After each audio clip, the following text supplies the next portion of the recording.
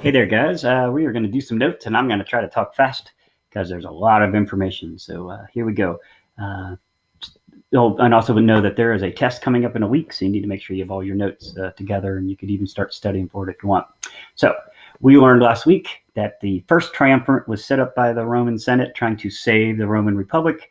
This was the idea of three military leaders, Crassus, Julius Caesar, and Pompey, to try to save Rome, and it didn't work out well. And if you remember right, that Julius Caesar and Pompey actually go to war against each other, and Julius Caesar wins. He becomes powerful and loved by many and hated by others, and he's murdered, right? Stabbed 23 times on the Senate floor.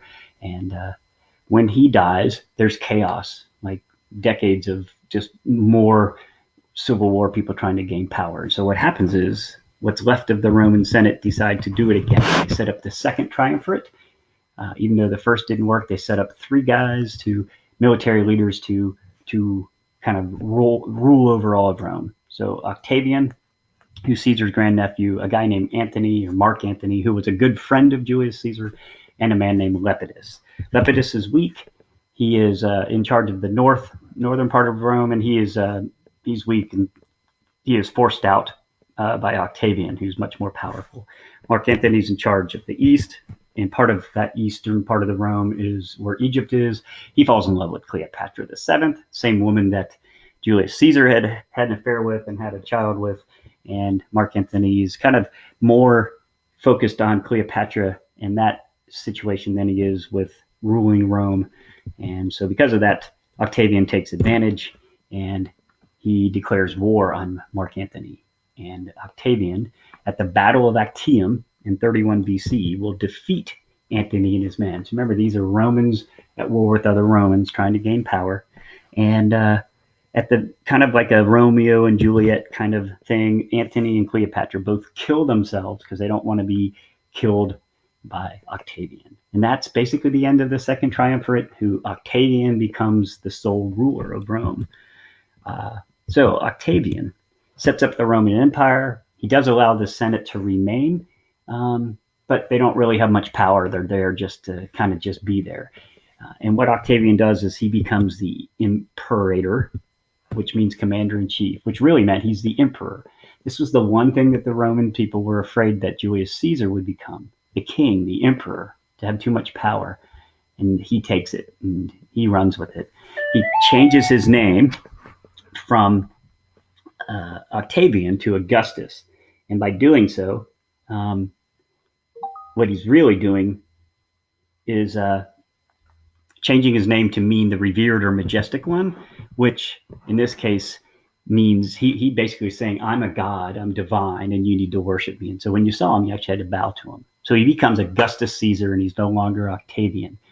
And by doing that, he's just saying how powerful he is. And he is for many, many years. One good thing that happens, though, as he gains control, there's no more war between Romans. And it's known as Pax Romana, which is Latin for Roman peace. It was a long era of peace, close to 100 years, where Rome still is fighting its enemies, but it's not fighting amongst each other.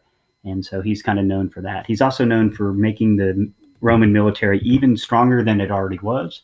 He builds this army of about 150,000, really well-trained and supplied army. He even created the Praetorian Guard, which was just 9,000 men just to protect the emperor.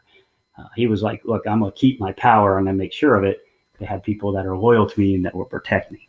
So some of the emperors that came after Augustus, some were good, some not so good. Right after Augustus, from 14 to 37 AD, was Tiberius. Pretty good military leader, treated his people okay. He's the emperor who's in charge when Jesus is put on the cross and crucified. And so that's the time frame, if you can kind of picture it. So not a bad leader. Then after him comes Caligula, known to have mental illness, cruel, horrible to his people. It is believed that he had all kinds of people killed just to kill him, family members. At one point, he puts his horse in charge of to be governor of one of the Roman areas. His own men, Praetorian Guard, kill him because he's just so wacky. everyone's afraid of him. You notice he's only in power for about 4 years. He was a scary guy. After him comes Claudius, pretty good ruler, tried to treat his people well, and he loved to build things, and he got into building this new aqueduct, which was huge, and it brought water into the city of Rome, which was a good thing for Rome. After Claudius came Nero, famous as one of the most evil emperors or rulers ever, hated the Christians. There was this new religion after Jesus had died on the cross called Christianity, and he made it illegal to be a Christian. He had them murdered.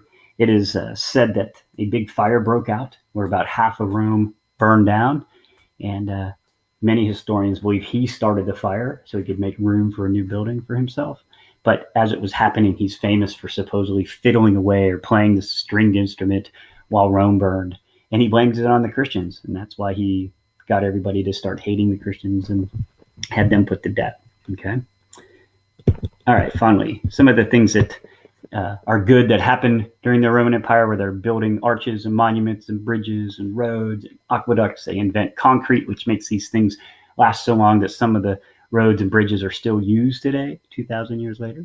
They'll build this huge wall called Hadrian's Wall up in the north, they've conquered as far up into Great Britain. And so it was a wall to protect them from the enemies up north. And then they're really famous for creating a system of over 50,000 miles of roads, really good roads that many of them are still used today, that they say all roads lead to Rome. And that is because all roads did lead back to the city of Rome. And this is the way the army could get out everywhere they needed, if they needed to get there quick and to collect taxes. And it really made Rome strong. And then finally, they just create a system of money that is unified. So they're all using the same coins all over the empire, which makes life easier and better. So since those are some of the good things that happened during the Roman Empire, which grows and grows and grows and becomes a really large empire. All started from Augustus Caesar, who took the power and changed his name from Octavian to Augustus Caesar. That's all I got today, guys. Put these notes in your binder, and don't forget we're going to have a test here in probably about a week. All right, see ya.